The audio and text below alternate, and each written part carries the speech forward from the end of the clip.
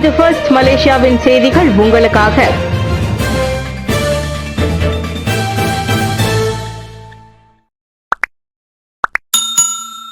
400 மொழிகளை தேர்ச்சி பெற்று இந்திய இளைஞர் உலக சாதனை. இந்தியாவை சேர்ந்த 19 வயதான மஹமூத் அக்ராம் எனும் இளைஞன் 400 மொழிகளை தேர்ச்சி பெற்று உலக சாதனை படைத்தார். அதே நேரத்தில் உலகம் முழுவதும் உள்ள பல்வேறு பல்கலைக்கழகங்களிலும் ஒரே நேரத்தில் தமது பட்டப்படிப்புகளையும் மேற்கொண்டு வருகிறார்.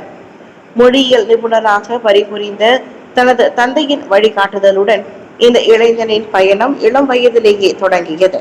ஆங்கில எழுத்துக்களை வெறும் 6 நாட்களில் கற்றுக்கொண்ட அக்ராம் 299 எழுத்துக்கள் கொண்ட தமிழ் எழுத்துக்களை 3 வாரங்களில் கற்றுக்கொண்டார். 8 வயதில் பல மொழிகளில் தட்டச்சு செய்து எழுதும் திறனுக்காக அக்ராம் உலக சாதனை படைத்திருந்தார். தமது 12வது வயதில் 400 மொழிகளை பேசும் திறனால் ஜெர்மன் மொழியியலாளர்களை கவர்ந்து மேலும் ஒரு உலக சாதனையை அவர் முறியடித்தார். 2024ஆம் ஆண்டில் மியான்மர், கம்போடியா, தாய்லாந்து மற்றும் இந்தோனேஷியாவில் மொழி பட்டறைகளை நடத்தி பல்வேறு நாடுகளை சேர்ந்த மாணவர்களுடன் தமது அனுபவங்களை அவர் பகிர்ந்து கொண்டார். தொலைத்தொடர்பு மோசடி குற்றங்களை கையாள தாய்லாந்து பிரதமர் உறுதி. அனைத்துலக ஒத்துழைப்பை வலுப்படுத்தவும் தொலைத்தொடர்பு மோசடி குற்றங்களின் பிரச்சனையை திறம்பட தீர்க்கவும் தாய்லாந்து பிரதமர் பொத்தாங்கத்தான் ஷினாவாத்ரா உறுதி அளித்தார். தொலைத்தொடர்பு மோசடி குற்றங்களை எதிர்த்து போராடுவதற்கான நடவடிக்கைகள் குறித்து மேலும் விவாதிக்க தாய்லாந்து அரசாங்கம் அமைச்சரவை நேற்று கூட்டத்தை கூட்டியது. அக்கூட்டத்திற்கு பிறகு நடைபெற்ற செய்தியாளர் சந்திப்பில் பேசிய அவர், தாய்லாந்து அரசாங்கம் தொலைத்தொடர்பு மோசடி குற்றங்களை மிகவும் தீவிரமாக கருதுவதாக குறிப்பிட்டார். மேலும் அத்தகைய குற்றங்களை எதிர்த்து போராடுவதிலும் சந்தேக நபர்களை திருப்பி அனுப்புவதிலும் தாய்லாந்து அரசாங்கம் முன்னேற்றம் அடைந்துள்ளதை அவர் சுட்டிக்காட்டினார். தொலைத்தொடர்பு மோசடி குற்றங்களை ஒழிக்க சீனா மற்றும் மியான்மருடன் தாய்லாந்து தொடர்ந்து ஒத்துழைப்பையும் உரையாடலையும் வலுப்படுத்தும். எதிர்க்கட்சி நாடாளுமன்ற உறுப்பினர்களுக்கான ஒதுக்கீட்டிற்கு செயற்குழு உருவாக்கம். எதிர்க்கட்சி நாடாளுமன்ற உறுப்பினர்களுக்கான ஒதுக்கீடு பிரச்சினை தொடர்பான எந்த ஒரு பரிந்துரை குறித்தும் உரையாட செயற்குழு ஒன்று உருவாக்கப்படும் என்று துணை பிரதமர் டாக்டர் ஸ்ரீ ஃபடிலா யூசுப் தெரிவித்தார். சம்பந்தப்பட்ட விவகாரத்திற்கு ஒருமித்த கருத்தோடு முழுமையான தீர்வு காண எதிர்க்கட்சியிடம் இருந்து பெறப்படும் எந்த ஒரு பரிந்துரையையும் ஆராய அந்த செயற்குழு அவசியம் என்று அரசாங்க ஆலோசனை மன்ற செயற்குழு தலைவருமான ஃபடிலா கூறினார். இதுவரை சம்பந்தப்பட்ட விவகாரம் குறித்து கலந்துரையாட 3 நாடாளுமன்ற உறுப்பினர் சைட் சாடிக் சைட் அப்துல் ரஹ்மான் மட்டுமே தம்மை சந்தித்ததாக டாக்டர் ஸ்ரீ ஃபடிலா குறிப்பிட்டார். இந்த அரசாங்கத்தில் ஒருமித்த கருத்து இருக்க வேண்டும். அந்த ஒருமித்த கருத்தை பெற வேண்டும். ஆனால் ஊடகத்திடம் கொண்டு செல்ல வேண்டிய அவசியம் இல்லை. நாம் கலந்துரையாடலாம். கலந்துரையாட விரும்புபவர்களுடன் நாங்கள் கலந்துரையாடுவோம்.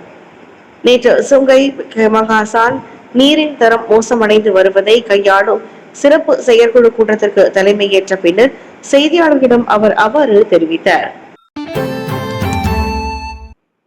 போருக்கு அமெரிக்காவின் தொடர்ச்சியான ஆதரவை பெற ஒப்பந்தத்தில் ஜெலன்ஸ்கி கையெழுத்து. ரஷ்யாவுடனான தனது போருக்கு அமெரிக்காவின் தொடர்ச்சியான ஆதரவை பெறுவதற்கு காரணமாக இருக்கும் ஒரு முக்கியமான கனிம ஒப்பந்தத்தில் உக்ரைன் அதிபர் விளாடிமிர் ஜெலன்ஸ்கி கையெழுத்திடவுள்ளார்.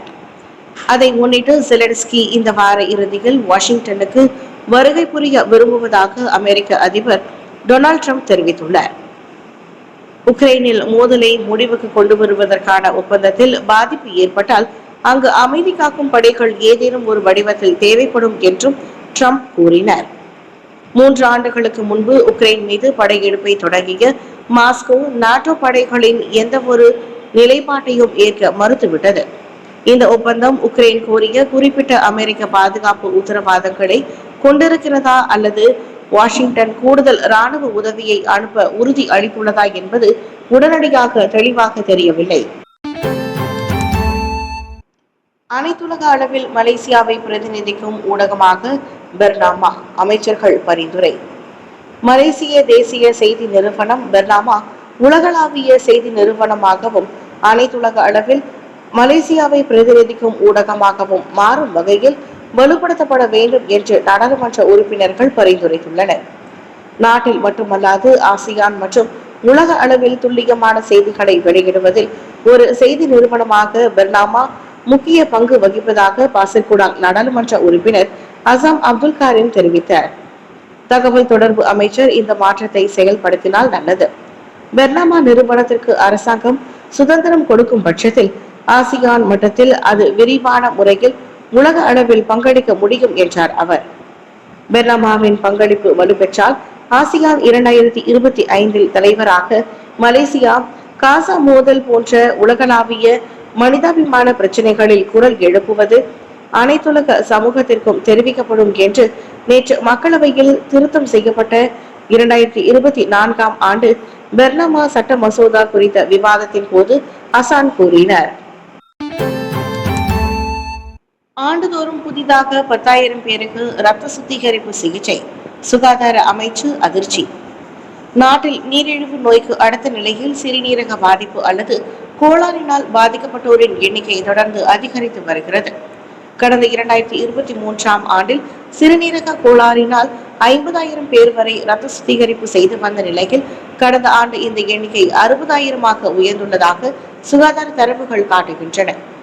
ஒவ்வொரு ஆண்டும் புதிதாக 10,000 பேர் வரை இரத்த சுத்திகரிப்பு செய்து கொள்கின்றனர் என்றால் எதிர்வரும் 2040 ஆண்டில் நாட்டு மக்கள் தொகையில் 15.5 விழுக்காடு, அதாவது 50 லட்சம் பேர் இரத்த சுத்திகரிப்பு செய்ய நேரிடும் என்று சிறுநீரக நிபுணர் டாக்டர் ரவி சுப்பிரமணியம் தெரிவித்தார். சிறுநீரக பாதிப்புக்கான தொடக்க கட்ட அறிகுறி பற்றி பலரும் அறிந்திருக்காத நிலையில் இந்நோயால் பாதிக்கப்பட்டவர்களில் 5 விழுக்காட்டினருக்கு மட்டுமே அதன் தொடர்பில் முன்னமே தெரிய வருகிறது. மற்றவர்கள் 3வது அல்லது 4வது நிலையை கடந்துவிட்ட பின்னரே சிறுநீரகம் பாதிப்படைந்துள்ளதை உணர்வதாக டாக்டர் ரவி சுப்பிரமணியம் சுட்டிக்காட்டினார். மலேசிய ஊடக மன்ற சட்ட மசோதா நேற்று மக்களவையில் அங்கீகரிக்கப்பட்டது. 2024 ஆண்டு மலேசிய ஊடக மன்ற சட்ட மசோதா நேற்று மக்களவையில் அங்கீகரிக்கப்பட்டது மலேசியாவில் ஊடக சுதந்திரத்திற்கு கிடைத்த மிகப்பெரிய வெற்றி என்று தொடர்பு அமைச்சர் ஃபாமி ஃபட்சில் தெரிவித்தார்.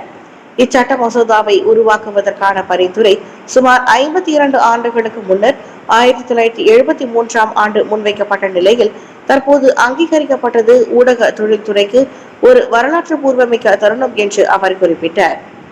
அமல்படுத்தப்பட்ட பின்னர் தோற்றுநர் வாரியம் உருவாக்கப்படும் என்று எதிர்பார்க்கப்படுகிறது. மலேசிய ஊடக மன்றம் இவ்வாண்டில் அல்லது இவ்வாண்டு மத்தியில் நாங்கள் உருவாக்குவோம். அதன் செயல்முறை அதிகம் உள்ளது.